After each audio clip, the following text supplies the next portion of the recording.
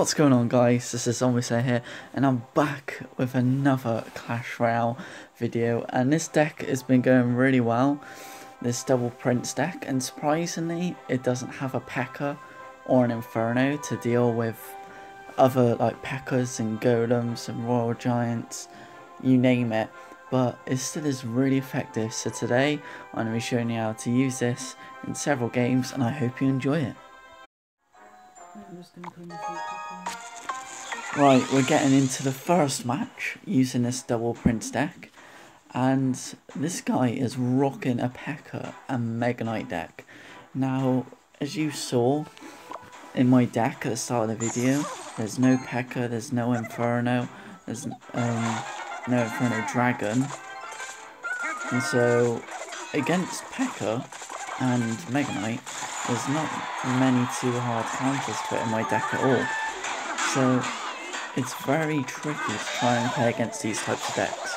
But as you saw here, because he spent so much ELIXIR on the Mega Knight at the start, and he didn't react to my Ice Spirit and Dark Prince, I had gained 2 ELIXIR on him at the start.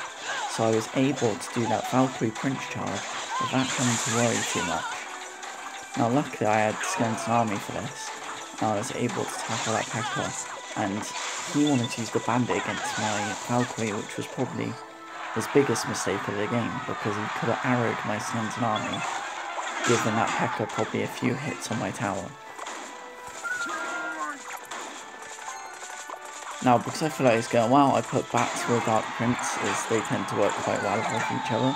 He had a decent defense, but he ended up spending too much, and now I'm ahead of him on ELIXIR again. Now, because I know he's got P.E.K.K.A. and Mega Knight, and he knows what I've got, it's best for me just to place all my cards at the back and just try and defend and get the 1 crown, because he's got hard counters to my deck. So as long as I play defensive, I should be able to keep the win.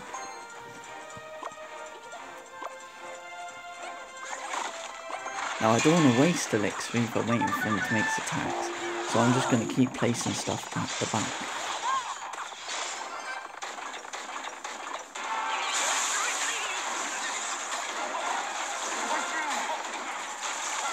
The good thing about this deck is, as you can see right now, I have no hard counters to P.E.K.K.A. at all, except for Skeleton Army. But the reason why it's okay is because I've got Mirror in my deck, which means you could use bats, and if these actual bats, you could then use Mirror and mirror the bats, and if they had Mirror and they zapped as well, you've then got Skeleton Army straight afterwards. So a combination of those 3, you could pretty much guarantee a stop of a P.E.K.K.A. and or a Royal Giant and a normal Giant. So even though there's no Infernos, you can still get away with some of your attacks as long as you have bats or Skeleton Army with it. As you can see now, he's trying to push, he's desperate for the win, but it's too late. I'm playing defensively, and the bats synergising with the other cards is an amazing defence, and that is GG for the first game I had with this deck. And that is an example of how to beat a P.E.K.K.A. and Mega Knight deck. So it's not that bad, as you just saw there. You can deal with a really hard counter card for this deck. Anyway, I'm going to hop into this next one right now. Right, now this is the 3rd game I'm going to be showing you, and each deck we've gone against is slightly different. This one is very different to the first. This deck I'm playing against is half bridge spam and half like log bait. It's quite a unique one. I don't usually see these kind of decks around. Now, he plays quite smart. I misplaced the Skeleton Army. I meant to place it 1 tile to the right. Unfortunately, one of the minions gets hit, but it does deal with some like Goblin Gang, which is a good thing. Now, in this game, when they use the Swarm cards and I get rid of them, I'm going to be trying to push. But I can already tell he's got quite a light deck, because he likes to use all the small stuff. I use my big beefy cards to get like 3 ELIXIR straight away, and you have to place like a flying card or something stronger to be able to take it out. Now I place Skeleton Army here to distract the minion and to also take care of some of the goblins right there. The Dark Prince did some good work. Same with the Prince on the right side. And even though he's ahead of me on this right tower, he's behind on Elixir.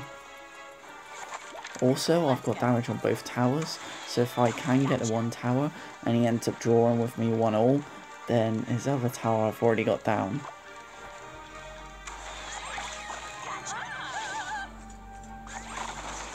Right now, I wanted to go for a nice push because I was ahead of him in Elixir. Unfortunately, the Ice Spirit does not hit the Inferno, but the Prince and the Valkyrie still take care of the Inferno, which is a good thing. I have to defend this bandit before I get some serious damage on the tower, and luckily I had bats cycled fast enough so he could get that Inferno.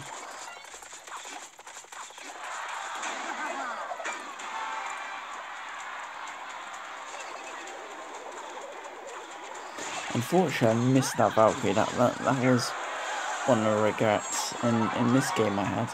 Usually players like to place the goblins all around the tower, and that Valkyrie placement stops 2 of the goblins from getting hit. I had to get rid of the princess because that could be quite annoying, and even though it's a negative elixir trade, I got 200 damage on the tower, which I was okay with. Right now I'm making a push because I knew they had to spend more elixir to get the one tower, and the prince I believe gets 1 hit, but does not get the other hits because the 2 Infernos. Now I have to play Skeleton Army to stop the Infernos from both locking on onto tower. He did a good job by getting rid of it, but luckily I've got Fireball, which means I can take out both the Infernos, and the Valkyrie just manages to get the princess. So now I can place the Dark Prince, and he made a mistake by rushing the bandit, because now that Dark Prince is taking care of the Goblin gang, of the bandit, the princess is now gone, and I can just keep spamming the princes up the top, and I could have just cycled to Fireball and Mirror, but it wasn't needed, and that was GG. But if I had a log, I probably would have been very frustrated with that deck, as there's so much log bait. But as you can see, this deck can deal with big stuff like P.E.K.K.A.s, and also smaller fast decks like log bait, and also bridge spam. Right, we're moving into the 4th game, and this guy's got a giant skeleton now. The problem with my deck is the main push is Valkyrie Prince or double Prince. Now, if you go in for that push and a giant skeleton's there, it ruins it. 6 elixir just ruins your push.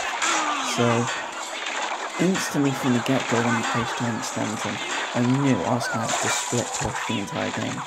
Now, luckily the skeletons didn't all die, so I didn't have to place another card. It was so tempting to place a card, and I backed out of it just in case, and it paid off because it meant I didn't lose like 4 elixirs worth, just trying to defend it with like 50 HP left. Now, unless he played really well, he did skeleton army on my prince because my Valkyrie was quite low, but I still, with the Ice Spirit and the bats, got a ton of damage. What I mainly had to do this game is make sure I defended effectively and then split lane push whenever he did giant skeleton, so then he didn't stop my entire push.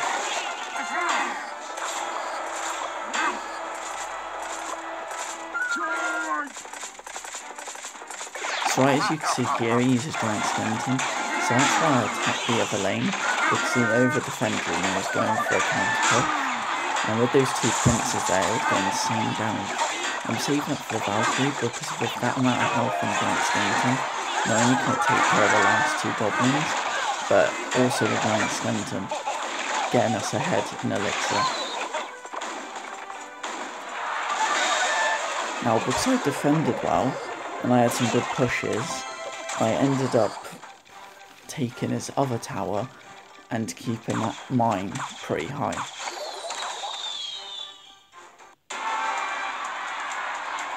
He doesn't have like Ice Spirit either, so he can't take care of like the skeletons like really easily.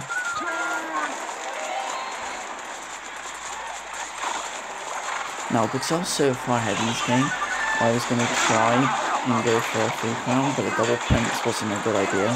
This skeleton army, I should have waited. So he did really well on that defense. Yeah, I've already got this game in the bag. All I have to do is defend Goblin Barrel, defend Giant Skeleton, and then just counter push. This deck can be so good at defending and counter pushing. That's what you try and do most games with this deck, and it works out really well. The good thing about this deck is if you make a charge as well, you can use Ice Spirit and Bats to distract the Inferno whilst your main cards are attacking, and then the Inferno isn't much of a problem. And as you can see, we're just spamming cards just to show how much elixir we had. And that was a pretty good game, a 2-0 win. And yeah, the secret to this deck is the counter push, as well as using the Ice Spirit and Bats to distract the Infernos to get those towers down to 0. And now hopping into the next game, as you can see here, this guy has got a pretty fast cycle miner deck. I think in this one he has Lumberjack as well, if I remember rightly. And these matchups are always quite tricky because they have low elixir cards, but can counter higher elixir value cards really well. Now I got Skeleton Army to try and stop both the miner and the Goblin Gang, but it wasn't enough, so I had to get a Dark Prince in, otherwise I would have probably had my tower down to about 1700. Anyway, the Dark Prince managed just to get those Spear Goblins, got some good value. And what I did not realise at the time in the game was how far ahead in elixir I was.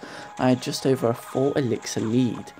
So I rushed for a Prince and Bats, I believe. But he had good defense with the Goblin Gang and the Zap, so he got some of the elixir advantage back, which was fair dues on his part.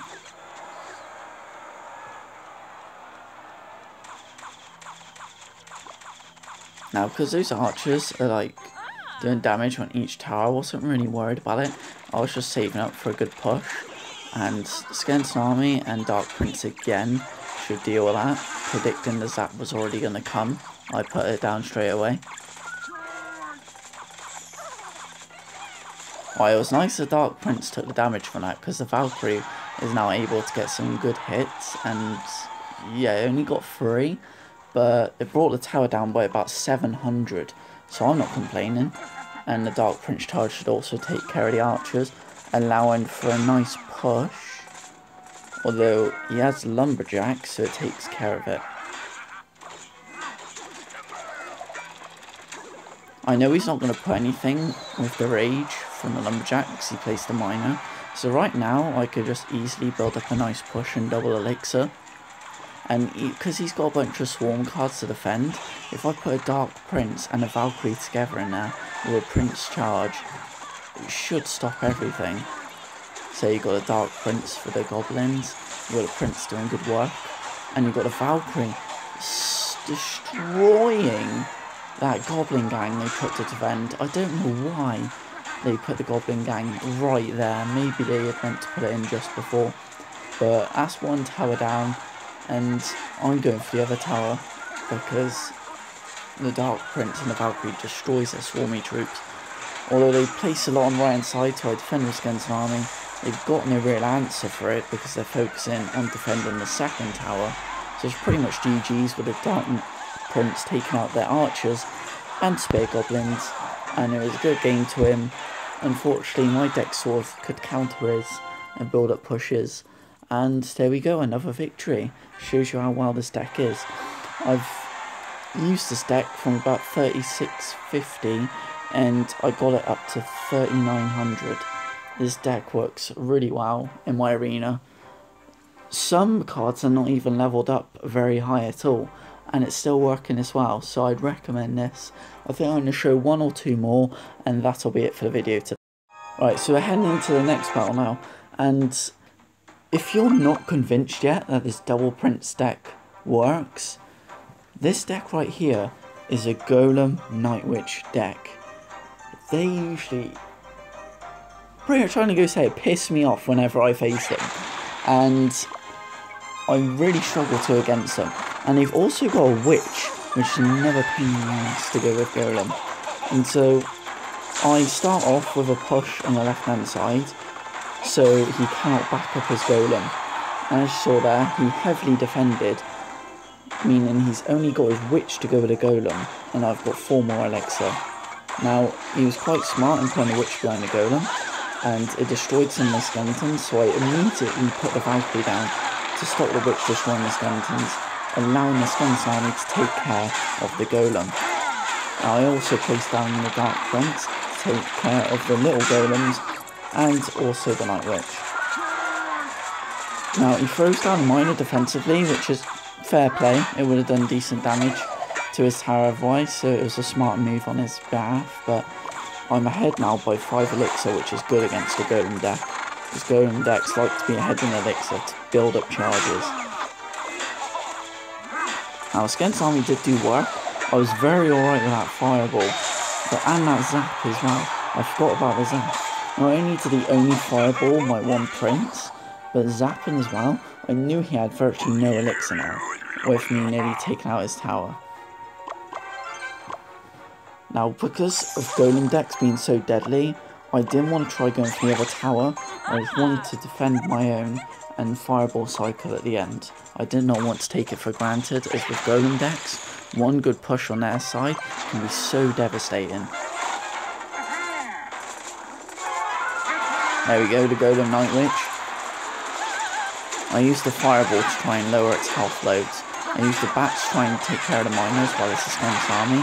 Fireball, take care of skeleton army and bats, reasonable. But with the Valkyrie, Dark Prince, skeleton army and bats defending the Night Witch and the golem and the miner, the defense was good. And with only 35 seconds of the match remaining, all I have to do is fireball cycle, or just fireball and then mirror. I decided to get it out of the way to get the tower, because I know my defense is alright, plus the golem won't get that much damage and with that amount of time left. So I used skeleton army and the golem to get it down to the small ones. The miner is now dead as well.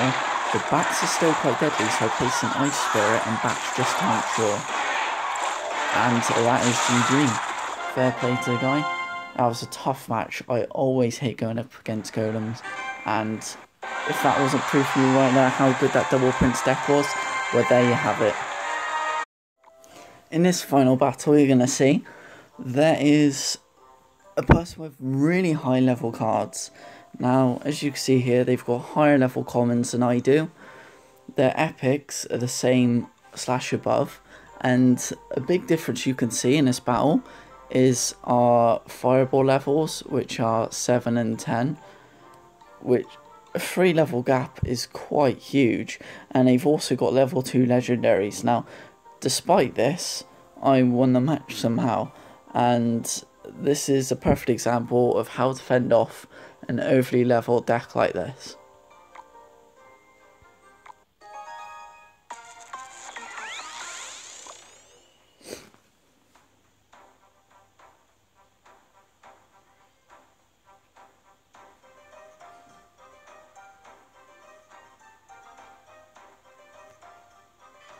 Right, so at the moment we're just waiting to see who plays the first card. With this deck I like to react second, so the Dark Prince would be alright against the Executioner, but I'd rather put like the Prince against it instead, as the Prince will have a lot of HP left after. The E-Wiz doing some good work on his behalf, he did a good job there. Luckily I've got the Mirror Prince, which will quickly take out the Royal Giant, with the help of some bats as well. Could make a really good counter push. He uses his tornado to activate his King Tower. I mean, I think it's a smart move. He only lost like 1 swing of the Prince, so fair play on his part. But he's got 1700. He's got my tower down to 1700, I should say. But also his other tower I've got down by another 1000. So we got 1000 damage lead so far at the start of this match. And what I'm doing is I'm making sure I keep up the pressure, but also playing cards at the back so I don't lose out on elixir and too much on offense. He does a smart move there, playing the Inferno, and now he's got a big push going. So saved at the Prince, skeleton army, and the bats now will get rid of the pesky Inferno. The reason why I placed Skeleton Army in front of the Executioner is because the Prince was there as well, so it would only take out part of the Skeleton Army in one go. Now we saw a tower traded there, but the good thing is I've still got a full small tower full of HP, or Princess Tower. And at the moment, I'm one fireball away from taking this one tower, but about 1,000 ahead of him. So we've capped that 1,000 lead, but into double elixir, this deck can only get better. So he goes for the Inferno, so I use Ice Spirit, I believe. No, I just go for a huge double Prince push. And use the bat to take out the Inferno Dragon, which it does very nicely. Use the Dark Prince, still on the Executioner, getting too much damage on that tower. And we've taken the other one. Now we know that we just need one fireball. He plays the Executioner, so it's perfect time just to fireball, send him back, and take some damage off. Now this push looks really bad, but I use Skeleton Army to distract the Inferno. Well, instead I use the Prince, because I just was so much ahead by now. I didn't really have to worry about that push, and the game's over. The only thing I would have changed when playing that game was putting Skeleton Army right at the end there instead of the Prince, but it was 10 seconds to go. I didn't really have to worry about defense. All I had to do was just place cards in front of the tower. And so that is 6 games and 6 different decks to go against, and how this deck can beat all of those different ones, such as P.E.K.K.A. and Royal Giant and Bridge Spam, you name it, you've just saw it. So hopefully you guys enjoyed the video and used the deck, as I've had a lot of fun with it, and I hope for you people who do as well, I hope you enjoy using it too, and I'll see you guys in the next one.